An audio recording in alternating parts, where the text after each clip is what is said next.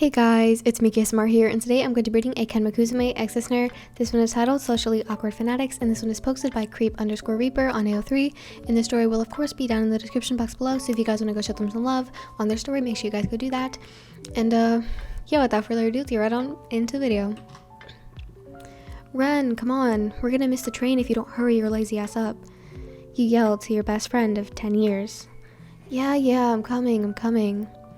She slipped on an oversized sweater that almost fell to her knees. You tilted your head in confusion and worry. Isn't that Tatsuki's sweater, or am I seeing things? You questioned. Ren looked downwards at the tacky volleyball hoodie that she was wearing. She was almost foaming at the mouth in anger as she ripped the hoodie off her head and chucked it in the trash.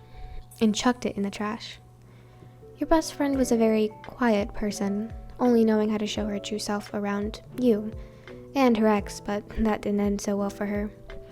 You always knew she had bad taste in men, but her last relationship was a carnival of toxicity. It left her broken, and you knew it. Even though she would never admit it, she was hurting. Bad. Blue-chan? You giggled at the nickname your best friend gave you on the day that you met. It was the first day of elementary school, and you were shaking in fear, but so was she.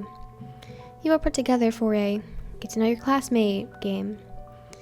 When it came to the usual, what's your favorite color question, you entered blue.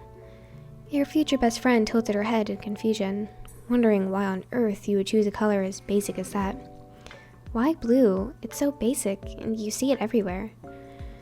He shrugged, and then a bright smile bloomed on the girl's face. I'm gonna call you Blue-chan. You know why? You tilted your head. Because even though blue is a basic color, it's still very pretty, just like you.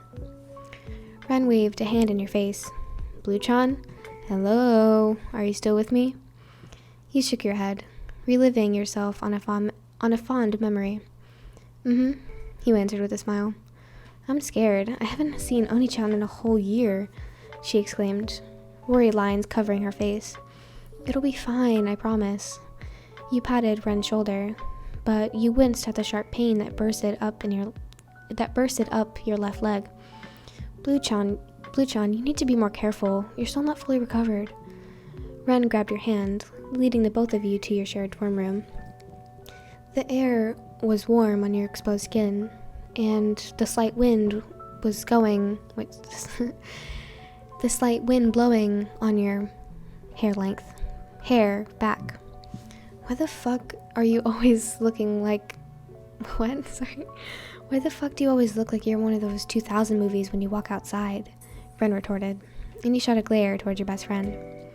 Her hair was short and blonde, and it glittered in the sun, or in the afternoon sun. You sometimes got jealous because of how soft her hair was compared to yours. You stepped onto the train with your best friend trailing behind you. You sat in the only two empty seats in the front of the train. It was crowded with people, and you were both squeezed together between teens that were around your age, which made your social anxiety even worse. You fiddled with your fingers as you tried to control your breathing. You always hated public transit. Usually, you hated the public altogether. It always made you anxious, and there was a possibility of a panic attack. How long? Ren asked, an evident shake covering her voice. 20 minutes. We'll be okay, though. We can see them soon enough. He gripped your best friend's hand and tried to ground her to yourself. Time skip. You and Ren crept around outside the gym, trying your best to be as quiet as possible. The door was only a crack open, but just enough for the both of you to slip inside. Ow, damn it, you whispered, as another gut-wrenching pain shot up your leg. Blue-chan, are you alright? Ren whispered as she hoisted you up by your armpits. You nodded and steadied yourself back onto the grass as you neared the entrance to the second gym. Both you and Ren pulled back the door, slamming it open. Oni-chan! You both shouted out as the screeching of the sneakers on the vinyl floor came to an abrupt stop. YN, is that you? Your brother shouted, running towards you. Ren, you're back! screamed a certain almost bald second ear. You were embarrassed by the arms of a short, two-tone idiot.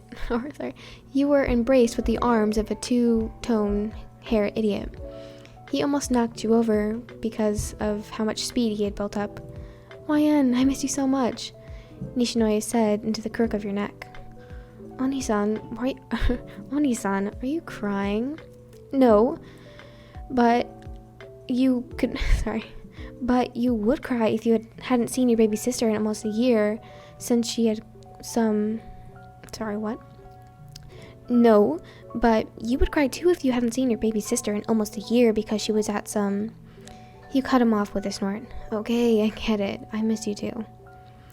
There was some silence throughout the whole gym. The Karasuno boys stood there, stunned and confused. A loud ahem resonated from the tall brown-haired boy.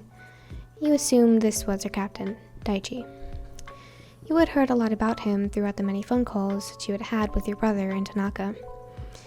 They also wouldn't shut up about the 2 new first years that they had gotten.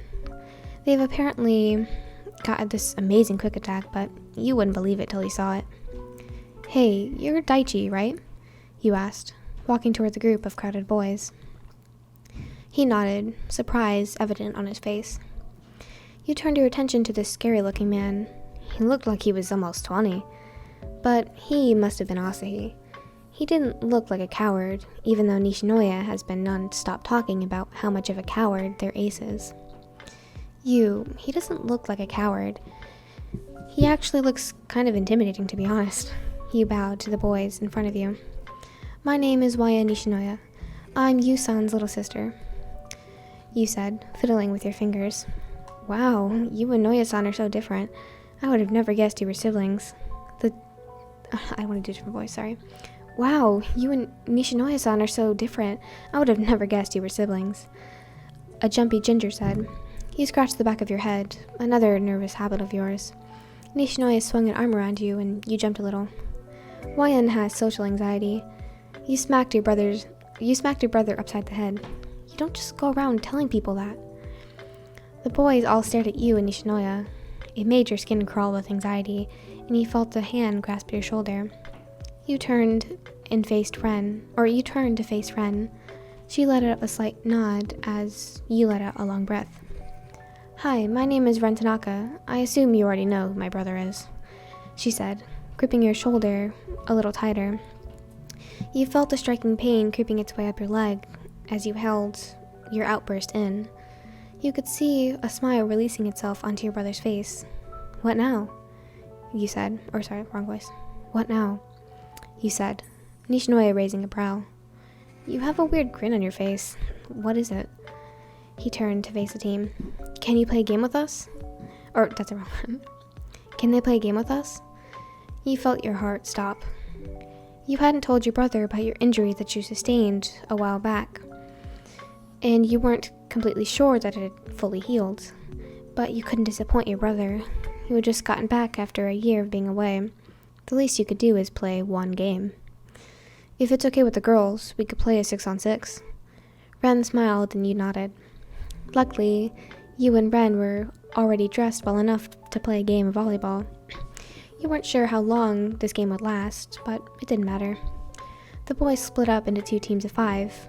Nishinoya, Daichi, Sugawara, Asahi, and Noshida on one team, and Hinata, Kageyama, Tsukishima, Yamaguchi, and Tanaka on the other team. You headed over to the second team since Nishinoya's team already had a libero. Ren gave you a, "You hurt yourself again and you're dead," look, and you nodded. But she knew better than to not believe that you would be careful, because once you had started playing, it was hard to get you to stop. Time skip. Your leg was throbbing, but you weren't giving up. Sugawara was setting up a serve for Asahi. The ball was hurtling towards the floor, but you were there just in time to save it. You jumped to your feet, and another gut-wrenching pain shot up your leg. A weird gleam set itself over the jumpy ginger's eyes. They were doing that weird quick attack and you knew full and well that either your brother was going to catch it this time, or your team was just going to have to win the game. The loud clang of the ball on the gym floor was music to your ears. You could feel the room brighten as the jumpy ginger and grumpy dark-haired one celebrated the win that they had received. Ren came running towards you, and you knew exactly why. Your leg was numb and you could barely stand. Ren hooked her arm under yours, but you pushed her away. "I'm fine, Ren. I can do it, alright?" You grumbled. All the boys were praising each other when you walked over. "I don't really think we've introduced ourselves. I'm Sugawara." He held out his hand and you took it. "I already know who everyone else is. I used to call you son and Tanaka-san all the time." The boys just stared at you and you smiled, trying to hide the pain in your leg. You went to take another step, but your leg gave. But before you could hit the floor, Ren scooped you back up onto your feet. "I knew this would happen. Why didn't you tell Noe-san that you hurt your leg, so you wouldn't get it hurt more than it already was?" Ren scolded. Your brother was immediately in your face, worry in his voice as he said, "What is she talking about?" You turned your head as tears pricked your eyes. "I fractured my leg a while back, and it's not fully healed, so I might have made it worse by playing." "Why didn't you tell me?" he asked. "I didn't want to worry you. I didn't even tell Dad. The only ones who knew were Ren and Mom," he said, looking at your feet. Nishinoya pulled you into a hug. "You should have told me so I wouldn't have made you play, and then you wouldn't have hurt yourself again." Okay, he said as you pulled away, and looked up to see the entire team, including the coach, who had just turned up somewhere in the last few minutes. "Hey, I have a great idea. Since you can't play anymore, and you were the captain in your Since you can't play anymore, and you were the captain of the third best girls' volleyball team," Nishinoya began. "What if you become the assistant coach?" Tanaka finished. You swore those two shared a brain cell. If that's okay with the coach, I guess. But what about Ren-chan? She quit at the same time I did." Tanaka raised a brow. "Oh shit. She just told him, didn't she? You and your stupid big mouth. What the hell was wrong with you?" "She can become the assistant manager with Kyoko and Yachi." Both yours and Ren's head shot up at the sound of the jumpy ginger, Hinata's voice. "Yeah," Tanaka and Nishinoya shouted, turning to your best friend. You turned to your best friend. She smiled and then nodded. "Hey girls, I'm Coach Yukai," the tall coach said, holding out his hands. You shook it and said, "I know who you are. Nishinoya told me all about the team. Or all about your team. Your grandfather is the older Coach Yukai." You smiled, and so did he. "Why don't you girls see Tadaka, Tadaka? I literally just forgot to say his name. Takeda, after school, so we can sort out your duties then. Now I need to get these boys ready for the short practice tournament this weekend." "Thank you," he said, as you walked to get your bag. "I'll see you at home, Yu-san." You winked to the rest of the team and then rushed out of the door, Ren on your tail. You listened to the tall blonde named Tsukishima degrade and pester the other two first years, Kageyama and Hinata. They had to get at least a 40 on the midterm exam to be able to go to this practice tournament this weekend. This practice tournament that was soon. "Suki, I think you're being a little harsh on them, don't you think?" Yamaguchi said as he continued to pack their brains with knowledge that not even your brain could hold. You continued to write some new strategies for the team that you could use during the practice matches, but you were more focused on how many people were going to be there. "Daichi-san?" you asked. A hum escaped him as a response. "Do you know how many people are going to be at the tournament?" He had his thinking face on as he calculated the amount in his head. "I would say about 60 to 70 people, if you count the coaches and managers."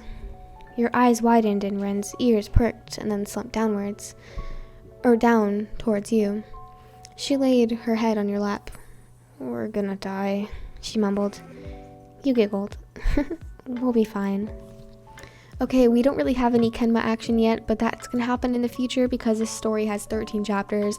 I know I'm really gonna lump you guys in for these rides. I might be doing more like series-oriented stories because I'm doing more like AO3 works, and a lot of their stories happen to, you know, revolve around